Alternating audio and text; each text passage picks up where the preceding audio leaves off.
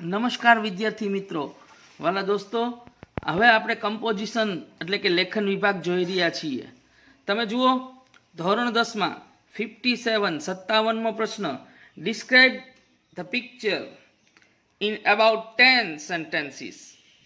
એટલે તમને પેપરની અંદર આવું એક ચિત્ર આપ્યું હશે. આ ચિત્રમાં તમારે જે ચિત્ર દોર્યું છે એના ઉપરથી તમારે વાક્ય વર્ણન કરી અને રજૂ કરવાના છે. વાલા દોસ્તો, આ ક્વેશ્ચન છે 5 માર્ક્સનો છે. મોટાભાગના વિદ્યાર્થીઓ છે એને આ 5 માર્ક્સ છે એ ચિત્ર વર્ણન કરવાના મળતા નથી. એનું કારણ એ છે કે એ વાક્યો લખી શકતા નથી. વાલા દોસ્તો, આપણે 1 થી 80 લેસન જોયા, જેમાં તમામ પ્રકારનું વ્યાકરણ આવી ગયું. આ પ્રકારના જે ચિત્રો આવે છે તમે એને જોઈ શકો છો. આ નિશાળનું ચિત્ર છે. આ પ્રકારના જે ચિત્ર આવે છે એ આ પ્રકારના ચિત્રમાં ઇન્ટ્રોડક્ટરી ધેર, આપણે જે બહુ શરૂઆતમાં જોઈ ગયા પ્રાસ્તાવિક ધેર, એનો ઉપયોગ કરવામાં આવે છે. એટલું જ નહીં, પણ ચિત્ર છે એ આપણી સામે છે, એટલે આ સામે આપેલા ચિત્રમાં હંમેશા ચાલુ વર્તમાન કાળનો જ ઉપયોગ થાય છે. એટલે આ ચિત્રો છે એને ચાલુ વર્તમાન કાળ અને ટુ બીના વર્તમાન કાળના રૂપો દ્વારા જ રજૂ કરાય છે. એ બીજી વાત. ત્રીજી વાત કે આ ચિત્રોમાં વસ્તુનું સ્થાન, સ્થળ અને જગ્યા દેખાડવામાં આવેલી હોય છે. એટલે એની સાથે પ્રિપોઝિશનનો ઉપયોગ થાય છે. પ્રિપોઝિશન દેખાડવા માટે, વસ્તુનું સ્થાન, સ્થળ અને જગ્યા દેખાડવા માટે આપણે આગળ પણ જોઈ ગયા કે પ્રાસ્તાવિક ધેરનો ઉપયોગ કરવામાં આવે છે. તો આ 5 માર્ક્સનો પ્રશ્ન છે. Describe the picture in about 10 sentences. 5 માર્ક્સનો પ્રશ્ન છે. આવું ચિત્ર, આવા અનેક પ્રકારના ચિત્રો હોઈ શકે. આપણે માત્ર એના વર્ણન, ડિસ્ક્રિપ્શન એટલે કે વર્ણન જ એનું કરવાનું છે, અને એના વર્ણન અનુસંધાને આપણે વાક્યો લખવાના છે. તો આપણે શરૂ કરીએ આ ચિત્રના વર્ણન કરવા માટેનું કામ. તો ક્વેશ્ચન છે આ 57મો પ્રશ્ન છે. ક્વેશ્ચનનું નામ છે describe the picture in 10 sentences. જે 5 માર્ક્સનો આ પ્રશ્ન છે. તો તમે જોઈ શકો છો વાલા દોસ્તો કે આ શાળાનું ચિત્ર છે. તો એના ઉપરથી હવે આપણે એક પછી એક વાક્ય લખતા જઈએ છીએ. ધ્યાન આપો, એના આન્સર લખીએ છીએ 57નો. શું? તો કે ભાઈ આ શાળાનું ચિત્ર છે. જો આપણે જુદા જુદા 12 કાળ શીખી ગયા છીએ, પ્રિપોઝિશન્સ બધા શીખી ગયા છીએ, ઇન્ટ્રોડક્ટરી ધેર શીખી ગયા છીએ, ટુ બીના વર્તમાન કાળ, ટુ હેવના વર્તમાન કાળના અને ભૂતકાળના રૂપો શીખી ગયા છીએ. એટલે આ પ્રકારના વાક્યોને, આ પ્રકારના ચિત્રોને સમજાવવા સાવ સહેલા છે. 2-5 ઉદાહરણો તમને હું આપીશ એટલે તમને ઓટોમેટિક સમજાઈ જશે અને તમે લખતા થઈ જશો. આ વાક્ય છે એમાં પહેલું, આ ચિત્ર છે એમાં પહેલું વાક્ય તો મારે એમ લખવું પડશે કે આ શાળાનું ચિત્ર છે. તો હું વાક્ય લખીશ કે this is A picture of school. બરોબર છે? આપણે કેટલા વાક્યો લખવાના છે? એને અંદર 10 સેન્ટેન્સીસ આપ્યા છે. 10 વાક્યો લખવાના છે તમારી સામે આગળ. હવે જુઓ, આ શાળાનું ચિત્ર છે એમ કીધું. હવે મારે ડેમોન્સ્ટ્રેટિવ પ્રોનાઉન્સનો જ ઉપયોગ કરવો છે. એમાં મેં આ એટલે ધીસનો ઉપયોગ કર્યો. હવે પહેલું શાળાની ઇમારત છે એમ કેવું છે, તો મારે એમ લખવું પડશે કે that is A school building.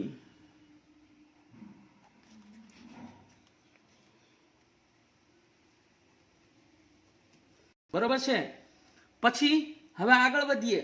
હવે એમ કહે છે કે આ ઇમારત છે એ તમે જોઈ શકો છો, એ ઇમારત છે 2 માળની છે એમ મારે કેવું છે. તો ઇટ હેઝ 2 ફ્લોર્સ. ઇટ હેઝ, માલિકી દેખાડવા માટે 2 હેઝ વપરાય. 2 ફ્લોર્સ, તેને 2 માળ છે.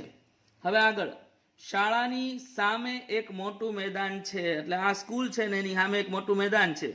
તો મારે વસ્તુનું સ્થાન દેખાડવા માટે ઇન્ટ્રોડક્ટરી ધેર વાપરવું પડશે. શાળાની સામે એક મોટું મેદાન છે એમ લખવું છે મારે.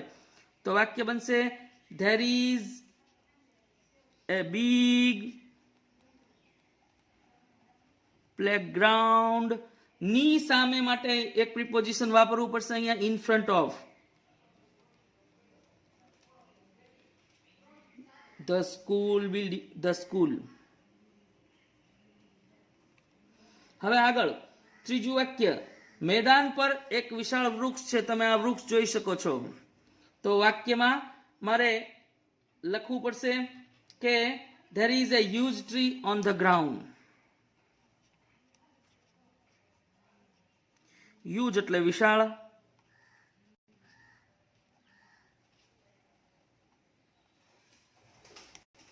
હવે પછીનું વાક્ય એમ કહે છે કે તમે જોઈ શકો છો આપણે વાક્ય ચિત્ર ઉપરથી બનાવતા જવાના છે. આ વૃક્ષ છે એ આપણે કીધું. હવે વૃક્ષની નીચે બે છોકરીઓ, બે છોકરાઓ અને એક છોકરી છે. તો there are two boys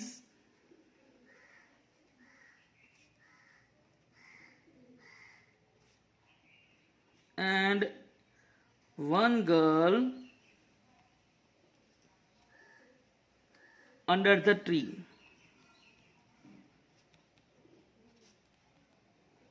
આપણે નીચે દેખાડવું છે એટલે અંડર શબ્દ વાપર્યો. હવે આગળ જુઓ, આની આપણે વાત કરી. હવે એના વિશે વાત કરીએ. એ જો એકબીજાની સાથે વાતો કરી રહ્યા છે, તો મારે એમ કેવું છે કે તેઓ એકબીજા સાથે વાતો કરી રહ્યા છે. તો they are talking with each other એવું વાક્ય લખવું પડશે.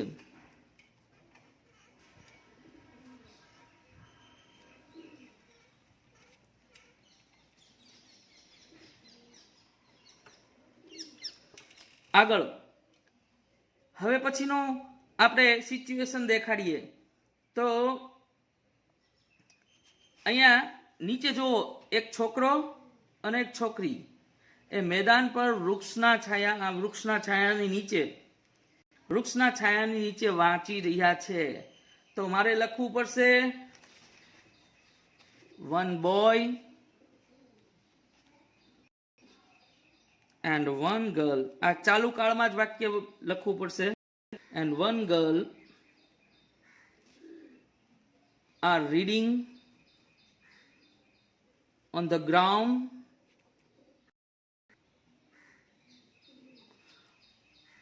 વૃક્ષના છાયાની નીચે, તો under the shade, છાયો of the tree. વૃક્ષના છાયાની નીચે છોકરો ને છોકરી વાંચી રહ્યા છે એ વાત કરી આપણે. હવે આગળ આ ચિત્ર મેં એનું વર્ણન કરી નાખ્યું. હવે અહીંયા જુઓ, કેટલાક વિદ્યાર્થીઓ શાળાના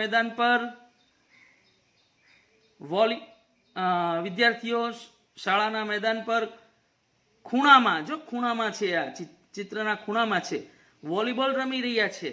તો મારે એનું વાક્ય બનાવવું પડશે કે સમ પ્યુપિલ્સ, વિદ્યાર્થીઓ માટે શું વાપરીશ? પ્યુપિલ્સ અથવા સ્ટુડન્ટ્સ.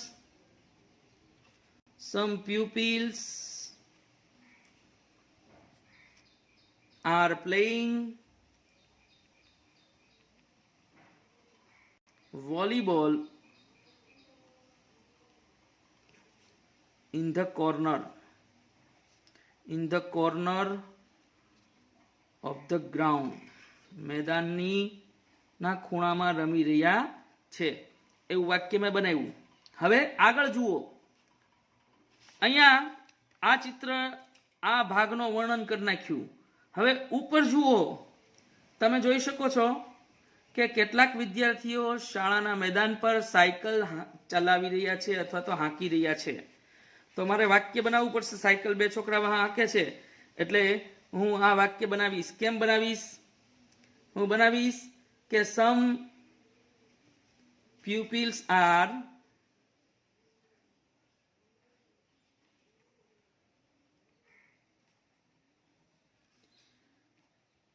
સાયકલ ચલાવવી એટલે riding bicycles on the school ground.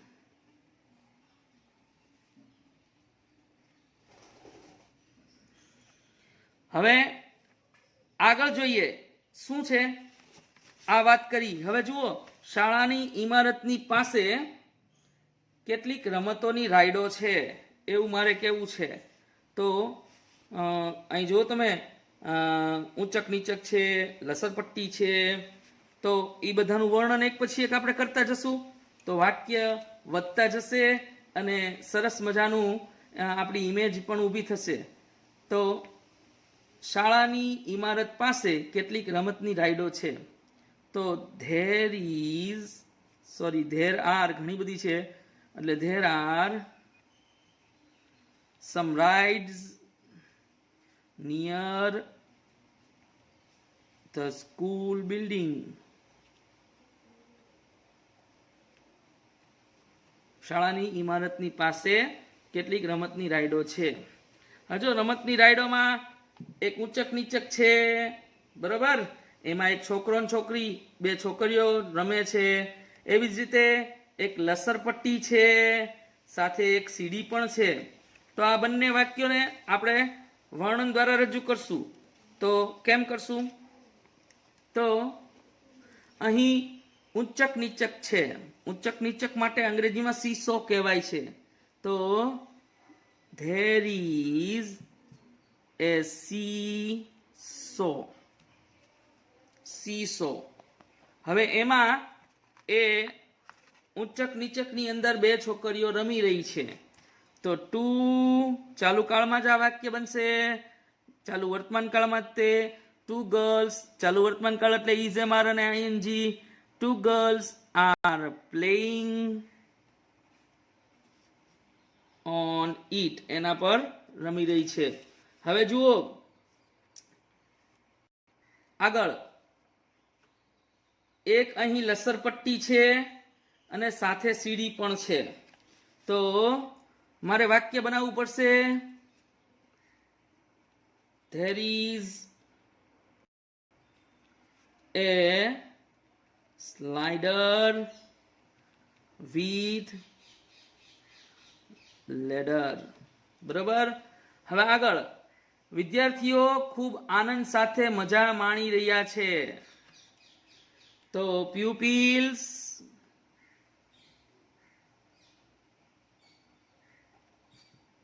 are enjoying with joy.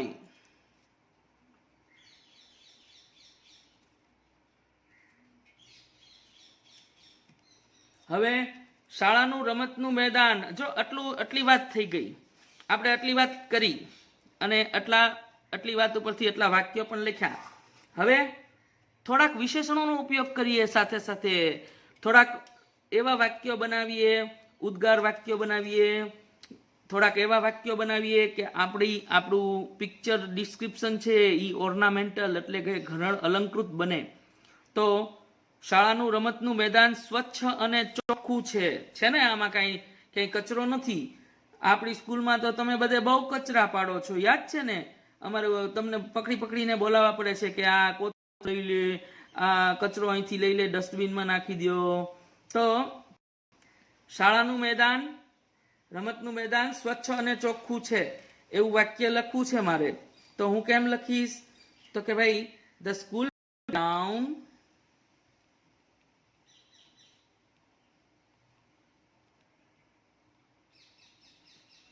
is neat and clean. Is neat and neat એટલે સ્વચ્છ અને ક્લીન એટલે ચોખ્ખું છે. હવે જો મેદાન સ્વચ્છ અને ચોખ્ખું છે એમ એક વાત ઉમેરી શકાશે કે મોટું ને સુંદર છે. હવે એડજેક્ટિવ થોડાક લખતા જઈએ સાથે સાથે. આગળ હું એડજેક્ટિવ લખું છું તો કેમ લખીશું? હું એમ લખીશ કે it is big and beautiful.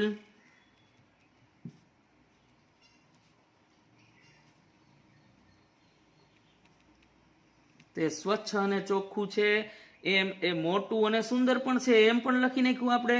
હવે પછીનું વાક્ય એમ મારે લખવું છે કે વિદ્યાર્થીઓ તેમનો મુક્ત સમય એટલે નવરાશનો સમય ત્યાં આનંદથી પસાર કરી રહ્યા છે. આ બધા વિદ્યાર્થીઓ તમે જોઈ શકો છો એનો ફ્રી ટાઈમ છે એ પસાર કરી રહ્યા છે. તો મારે વાક્ય લખવું પડશે કે pupils are enjoying their free time